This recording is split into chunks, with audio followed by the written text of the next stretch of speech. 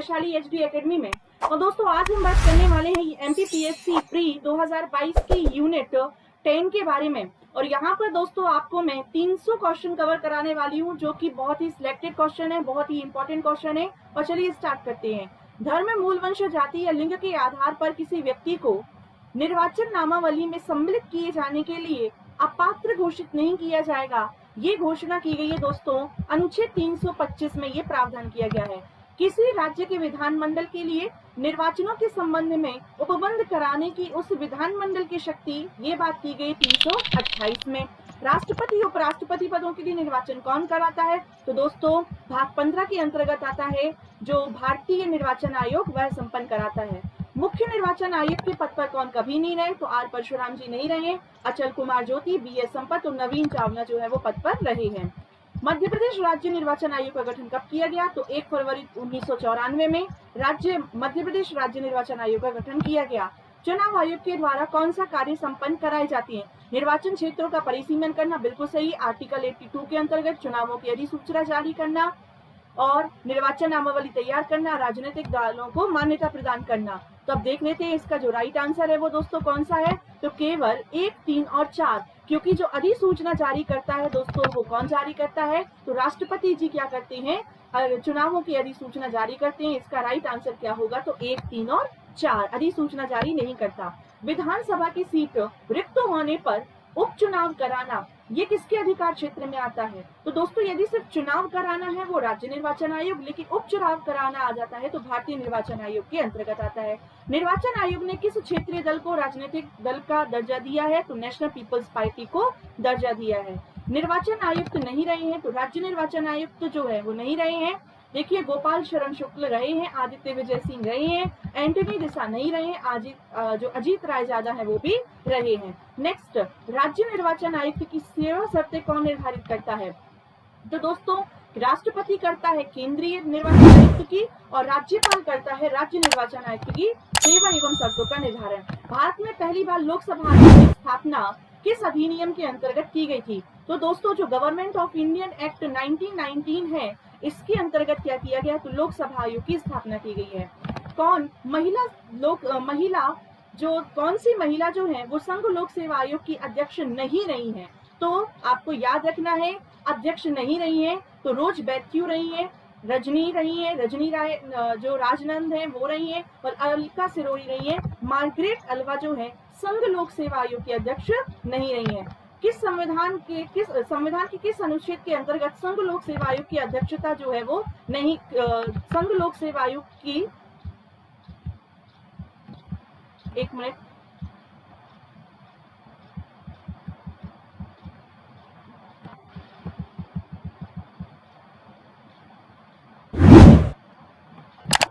Question है, next question है कि संविधान के किस अनुच्छेद के अंतर्गत संघ लोक सेवा आयोग के अध्यक्ष का वर्णन किया गया है? तो आपको याद रखना है 317 के अंतर्गत किया गया है।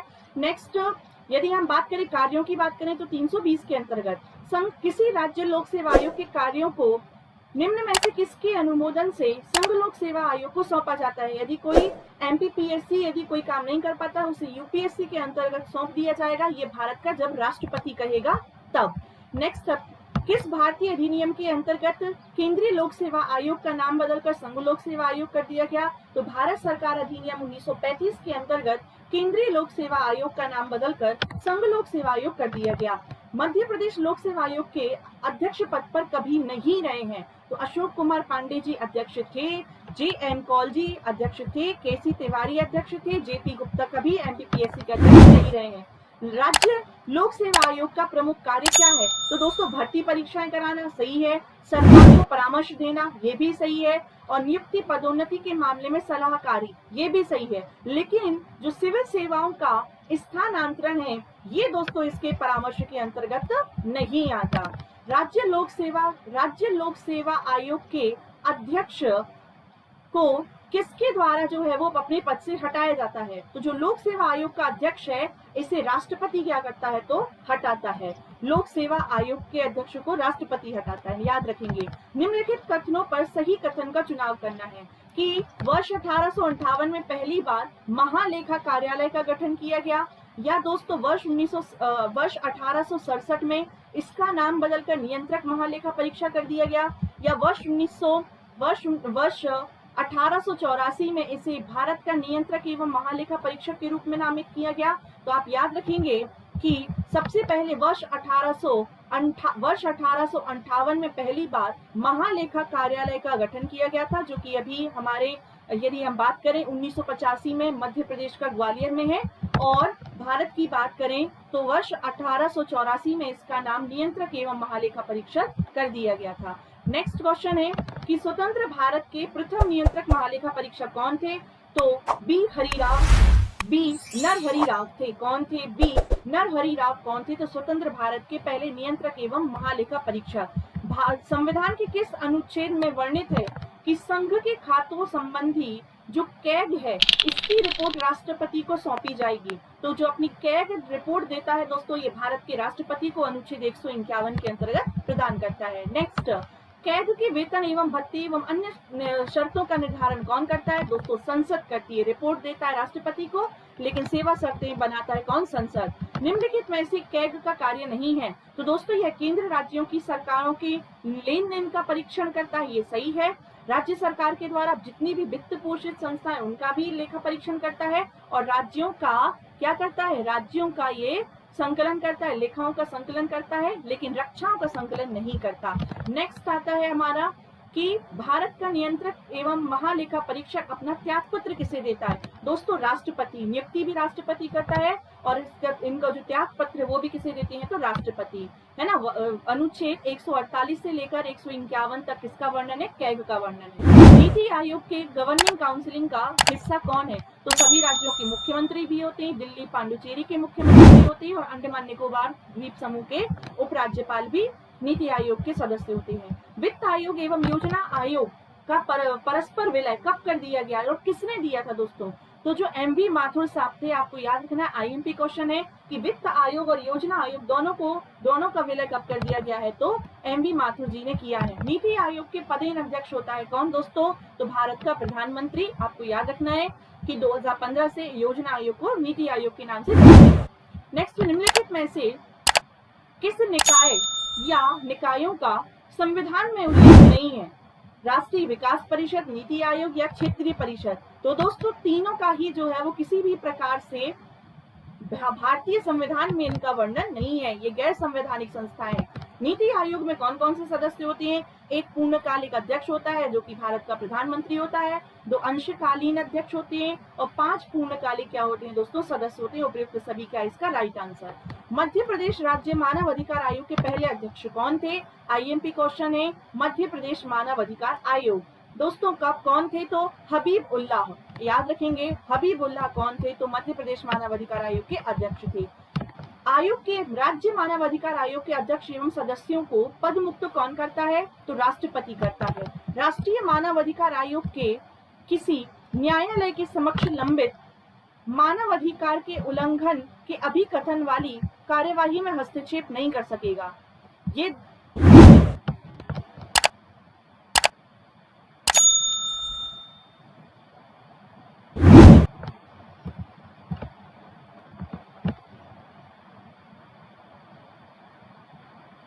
नेक्स्ट क्वेश्चन है कि जो राष्ट्रीय मानव अधिकार आयोग है ये किसी न्यायालय के समक्ष लंबित मानव अधिकार के उल्लंघन की अभिकथन वाली कार्यवाही में हस्तक्षेप कर सकेगा। कैसे कर सकेगा? क्या वह उसकी अनुमति से कर सकता है, राष्ट्रपति की अनुमति से कर सकता है, या उच्च न्यायालय की अनुमति? दोस्तों जब तक हाई कोर्ट की अनुमति नहीं मिल जाती कि जब राष्ट्रीय मानवाधिकार आयोग किसी राज्य मानवाधिकार आयोग के मामले में हस्तक्षेप नहीं करे, तो कौन कहता है इसे अधिकार कौन देता है? तो हाई कोर्ट देता है। नेक्स्ट क्वेश्चन की बात करते हैं कि मानव अधिकार संरक्षण अधिनियम 1993 की किस धारा के तहत राष्ट्रीय मानव अधिकार आयोग के विनियमों को बनाने की शक्ति का प्रावधान किया गया है? तो आपको याद रखना है कि जो धारा 40 का है ये क्या देती है? मानव अधिकार संरक्षण अधिनियम की धारा 40 का क्या देती है? तो नियम बनाने की शक्ति प्रदान करती है। नेक्स्ट क्वेश्चन है कि मध्य प्रदेश राज्य मानव अधिकार आयोग का गठन कब किया गया? तो मध्य प्रदेश राज्य मानव अधिकार आयोग के पहले अध्यक्ष थे हबीबुल्लाह खान, आपको याद रखना है। और यदि हम बात करें तो 13 सितंबर वर्ष 1995 को इसका गठन किया गया था? राष्ट्रीय महिला आयोग अधिनियम 1990। राष्ट्रीय महिला आयोग अधिनियम 1990 किस धारा के तहत राष्ट्रीय महिला आयोग का गठन किया गया था? तो धारा 3 के अंतर्गत ही दोस्तों राष्ट्रीय महिला आयोग का गठन किया गया था। नेक्स्ट हम बात करते हैं राष्ट्रीय महिला आयोग के अध्यक्ष और सदस्यों का कार्यकाल कितना होता है? तो 3 वर्ष या 65 वर्ष क्या होता है? तो महिला आयोग के अध्यक्ष एवं सदस्यों का कार्यकाल होता है। ऐसा कौन सा महिला आयोग का अध्यक्ष है जो लगातार 2 बार अध्यक्षता की है जिन्होंने? गिरिजा व्यास। दोस्तों जयंती पटनायक की बात करें, है ना, जयंती पटनायक पहली थी और गिरिजा व्यास 2 बार रही हैं। विभा पार्थसारथी और ममता शर्मा भी क्या रही, अध्यक्ष रही है, लेकिन गिरिजा व्यास जो है वो 2 बार महिला आयोग की अध्यक्षता की है। महिलाओं से संबंधित अनुसंधानों को बढ़ावा देने के लिए, है ना, कौन सी शाखा प्रोत्साहित देती है? तो आप याद रखेंगे कि लोक संबंध शाखा जो है वो क्या देती है? तो प्रोत्साहन देती है। राष्ट्रीय महिला आयोग के वित्त का प्रबंधन किस नीति से होगा? तो दोस्तों जो केंद्र सरकार का अनुदान है ना, वही क्या करता है? राष्ट्रीय महिला आयोग में वित्त का प्रबंधन करता है केंद्र सरकार के द्वारा अनुदान, ना कि आकस्मिक निधि और संचित निधि। राष्ट्रीय महिला आयोग की शक्तियां हैं सिविल न्यायालय की, या फिर दोस्तों राज्य और विभागों के द्वारा प्रतिवेदन मंगवाने की, केंद्र या राज्य से प्रतिवेदन मंगवाने की, व्यक्ति या अधिकारी को समन भेजने की, है ना। तो ये 3 शक्तियां हैं जो महिला आयोग के पास हैं, लेकिन दंड देने की शक्ति महिला आयोग के पास नहीं है। राष्ट्रीय बाल अधिकार संरक्षण आयोग के अध्यक्ष एवं सदस्यों की नियुक्ति किसके द्वारा की जाती है? तो केंद्र सरकार के द्वारा की जाती है। नेक्स्ट क्वेश्चन है राष्ट्रीय बाल संरक्षण आयोग का अध्यक्ष कौन नहीं रहा? तो कुशल, शांता और स्तुति नारायण जो थे ये अध्यक्ष रहे हैं, और आरजी आनंद जो है वो बाल संरक्षण आयोग के अध्यक्ष नहीं है। अंतरराष्ट्रीय बाल अधिकार दिवस कब मनाया जाता है? IMP question. दोस्तों अंतरराष्ट्रीय बाल अधिकार दिवस 20 नवंबर को मनाया जाता है। नेक्स्ट, राष्ट्रीय बाल अधिकार संरक्षण आयोग के अध्यक्ष की नियुक्ति की सिफारिश करने वाली चयन समिति का अध्यक्ष कौन होता है? तो दोस्तों आपको याद रखना है कि जो बाल अधिकार संरक्षण आयोग की नियुक्ति की जो सिफारिश करने वाली चयन समिति का अध्यक्ष महिला एवं बाल विकास मंत्रालय का अध्यक्ष होता है, मंत्री होता है। नेक्स्ट, मध्य प्रदेश राज्य बाल संरक्षण आयोग को किस प्रकार की शक्तियां प्राप्त हैं? तो आप याद रखेंगे कि इन्हें किस प्रकार की शक्तियां प्राप्त है? तो सिविल न्यायालय की शक्तियां प्राप्त हैं। संविधान के किस अनुच्छेद के अंतर्गत अनुसूचित जनजाति आयोग का गठन किया गया है? तो जो अनुच्छेद आपको याद रखना है 338 का के अंतर्गत ये अनुसूचित जनजाति आयोग का क्या किया गया है? गठन किया गया है। नेक्स्ट हम बात करते हैं कि अनुसूचित जनजातियों के लिए आरक्षण का प्रावधान किस अनुच्छेद के अंतर्गत किया गया है? तो अनुच्छेद 330 के अंतर्गत ही जनजातियों में आरक्षण का प्रावधान किया गया है। नेक्स्ट, अनुसूचित जनजाति आयोग का प्रथम अध्यक्ष कुंवर सिंह टेकाम किस जिले से संबंधित है? अनुसूचित जनजाति आयोग के पहले अध्यक्ष कौन थे? तो कुंवर सिंह टेकाम।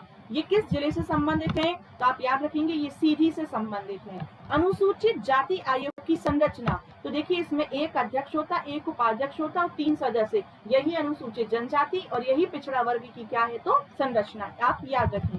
नेक्स्ट, इनमें से किन राज्यों में जनजातियों के कल्याण के लिए एक मंत्री का प्रावधान किया गया है? तो दोस्तों आप याद रखें, चाहे वो झारखंड हो, चाहे छत्तीसगढ़ हो, मध्य प्रदेश और उड़ीसा, इन सभी में क्या किया गया है? एक मंत्री का प्रावधान।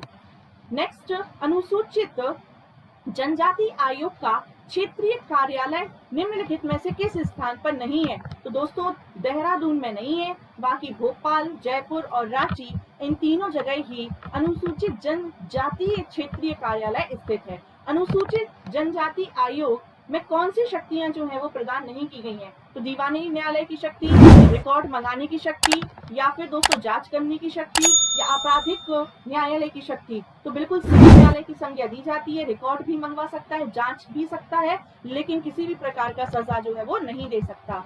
अनुसूचित जनजाति आयोग के उपाध्यक्ष को किसका दर्जा दिया जाता है? IMP question. राज्य मंत्री का दर्जा दिया जाता है अनुसूचित जनजाति के उपाध्यक्ष को। अनुसूचित जनजाति आयोग को किस वर्ष संवैधानिक मान्यता प्रदान की गई है? 2003 में इसे संवैधानिक मान्यता प्रदान की गई है। नेक्स्ट, जाति एवं जनजाति को अनुसूचित जाति जनजाति घोषित करने का अधिकारी कौन है? कौन घोषित करता है? तो दोस्तों भारत का राष्ट्रपति। नेक्स्ट, क्योंकि आरक्षण का प्रावधान किसमें किया गया? तो अनुच्छेद 330 में। नेक्स्ट, जनजातीय आयोग का अध्यक्ष नहीं रहा है तो सूरज भान है, ये सूरज भान जी रहे हैं, बूटा सिंह रहे हैं, पीएल पुनिया रहे हैं, और के जो रामल्लू है ये अनुसूचित जाति आयोग के अध्यक्ष नहीं रहे हैं। नेक्स्ट, अनुसूचित जाति आयोग अपना वार्षिक प्रतिवेदन किसे सौंपता है? तो अनुसूचित जाति आयोग है, जनजातीय आयोग है, ये अपना वार्षिक प्रतिवेदन दोस्तों राष्ट्रपति को सौंपते हैं। नेक्स्ट, अनुसूचित जाति आयोग की जो शाखाएं हैं कितने राज्यों में है? तो आपको याद रखना है कि विभिन्न राज्यों में लगभग 12 शाखाएं जो है वो इनकी हैं। नेक्स्ट, अनुसूचित जनजाति आयोग के वर्तमान अध्यक्ष कौन है? तो हर्ष चौहान जी राष्ट्रीय अनुसूचित जनजाति आयोग के अध्यक्ष हैं।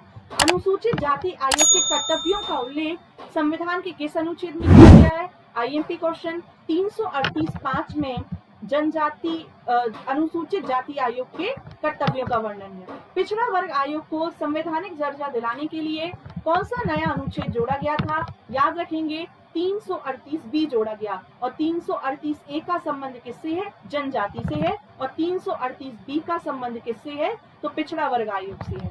नेक्स्ट, पिछड़ा वर्ग आयोग को संवैधानिक दर्जा कब मिला है? 11 अक्टूबर, आप याद रखेंगे 11 अक्टूबर 2018 को संवैधानिक दर्जा प्रदान किया गया। नेक्स्ट, राष्ट्रीय पिछड़ा वर्ग आयोग के अध्यक्ष, उपाध्यक्ष, अन्य सदस्यों की पदावधि, सेवा शर्तें, इनका निर्धारण कौन करता है? दोस्तों याद रखेंगे राष्ट्रपति जी इनकी सेवा शर्तों का निर्धारण करते हैं, बल्कि कैग की सेवा शर्तों का निर्धारण कौन करता है?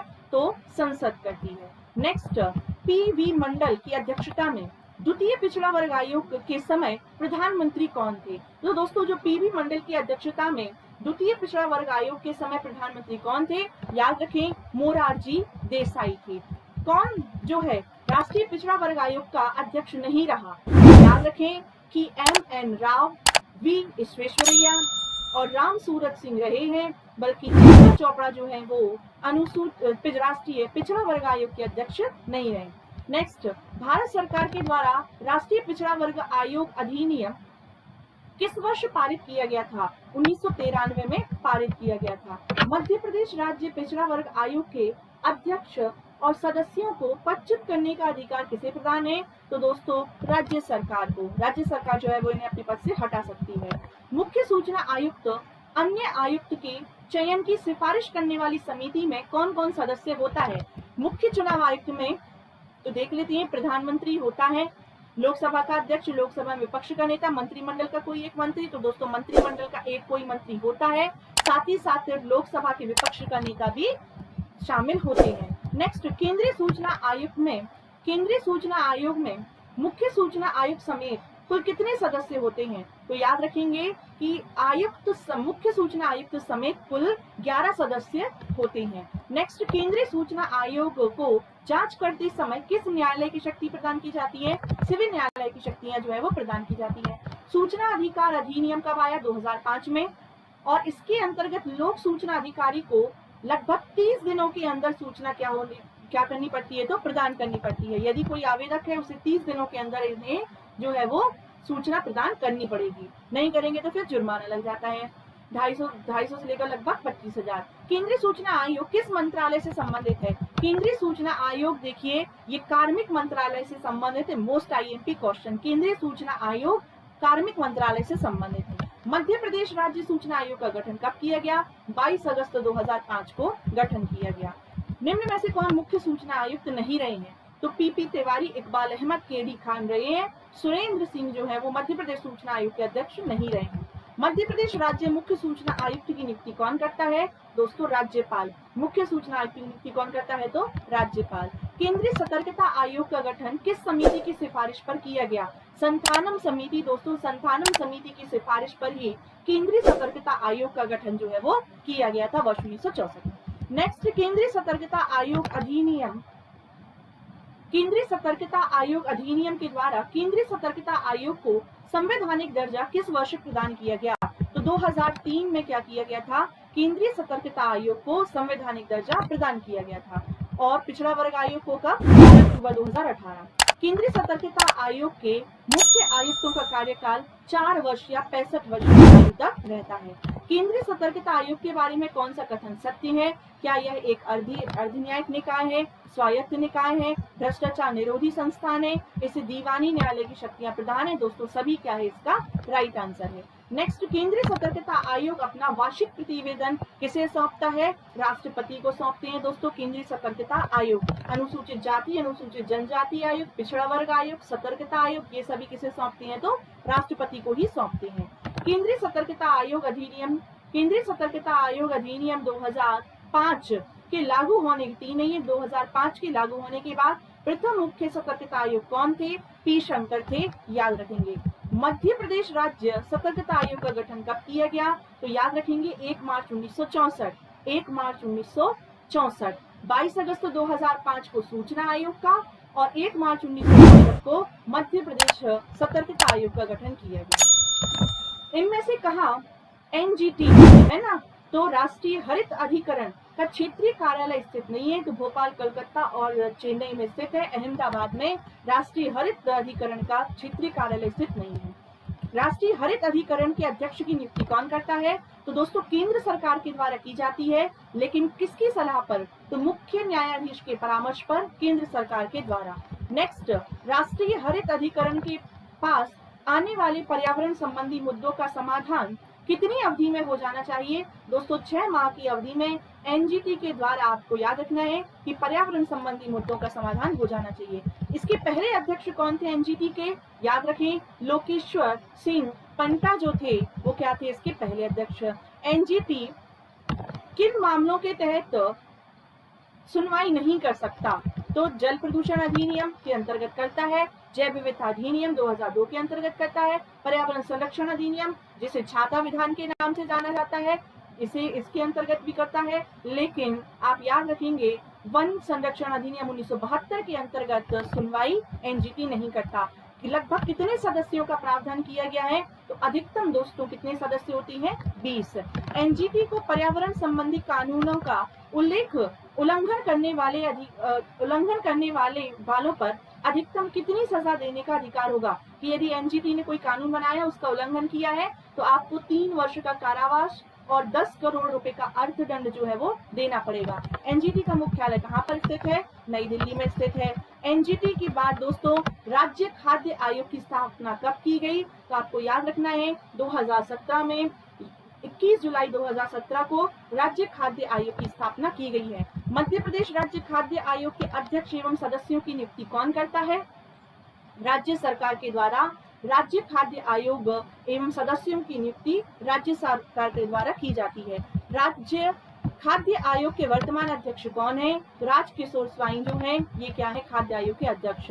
राज्य खाद्य आयोग अपना वार्षिक प्रतिवेदन किसे सौंपता है? तो आप याद रखें राज्य सरकार को सौंपता है। Most IMP question, Akhil Bharatiya सेवाओं की संख्या कितनी है? दोस्तों आपको याद रखना है आईएएस, आईएफएस, आईपीएस 3 संख्याएं हैं। नेक्स्ट, मध्य प्रदेश राज्य लोक सेवा आयोग में अध्यक्ष समेत कुल कितने सदस्य हैं? तो जो हमारा एमपीपीएससी आयोग है दोस्तों, इसमें अध्यक्ष सहित कुल 5 क्या है? सदस्य हैं। जिला निर्वाचन अधिकारी की नियुक्ति कौन करता है? तो भारत निर्वाचन आयोग ही जिला निर्वाचन अधिकारी की नियुक्ति करता है। फिर आपको नेक्स्ट क्वेश्चन है कि एसडीजी इंडिया सूचकांक कौन जारी करता है? तो आप याद रखेंगे ये दोस्तों किसके द्वारा जारी किया जाता है? ये जारी किया जाता है नीति आयोग के द्वारा। नेक्स्ट क्वेश्चन है राष्ट्रीय मानवाधिकार आयोग के अध्यक्ष कौन है? दोस्तों वर्तमान अध्यक्ष कौन है? तो जो एचएल दत्तू हैं ये राष्ट्रीय मानवाधिकार आयोग के वर्तमान अध्यक्ष हैं। और आज का लास्ट क्वेश्चन है दोस्तों, भारतीय खाद्य संरक्षण मानक प्राधिकरण है ना, फसाई मुख्यालय कहाँ पर स्थित? फसाई का दोस्तों कहाँ पर स्थित है? तो आप याद रखेंगे नई दिल्ली में स्थित है। आज हमने दोस्तों कवर किए 100 क्वेश्चन और ऐसे ही 2 लेक्चर में हम कवर करते हुए दोस्तों लगभग 300 प्रश्न हल करेंगे। धन्यवाद।